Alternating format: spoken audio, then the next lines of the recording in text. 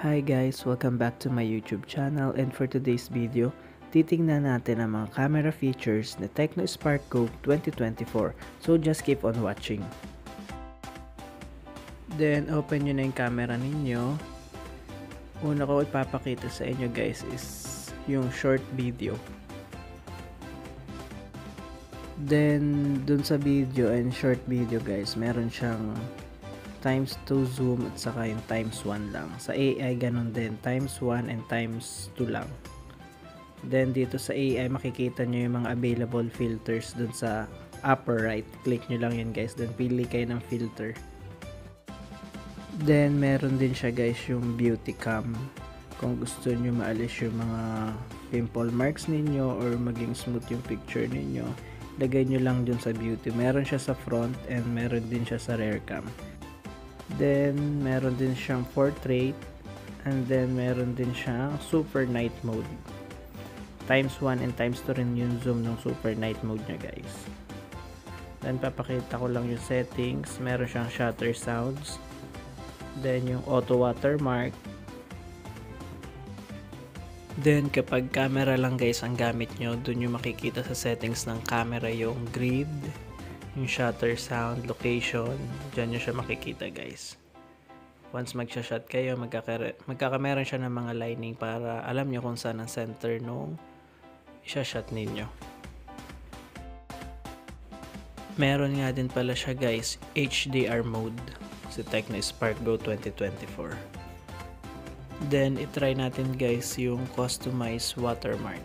Yan, inopen ko yung time watermark saka yung brand watermark. Pakita ko sa inyo guys once mag-take ako ng picture. Then, yun yung lalabas na watermark once mag-take kayo ng picture. Yan. Yung date saka yung brand.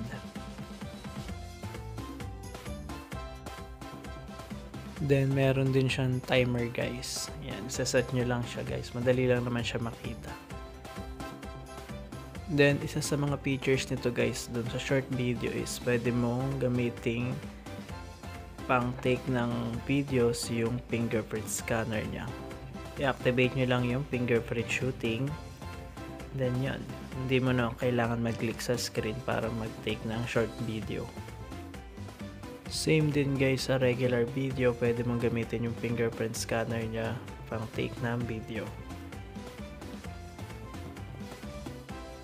Then, once magte-take naman kayo ng pictures guys, pwede nyo gamitin yung volume up saka yung volume down pag magte-take ng pictures. Kahit alin doon guys. Then, pwede siya guys, maraming shot. I-press mo lang yung volume up or volume down. Then, magte-take siya ng maraming pictures.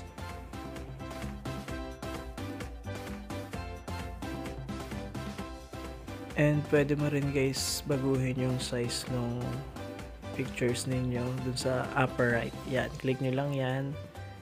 Nakikita nyo naman guys, nagbabago yung size nya. Pwede siyang full screen. Yan, meron sa front, meron din sa rear cam. Then sa video pala guys, ang meron lang siya is 720p saka 1080p. Wala siyang 4K video. Then, isa pa guys, pakita ko sa inyo na meron nga pala siyang flash sa front cam, meron din sa rear cam. Hindi lang siya ganun kagandang flash guys, para lang siyang flashlight. So, yun lang guys. Thank you for watching. Don't forget to click like, share, and subscribe.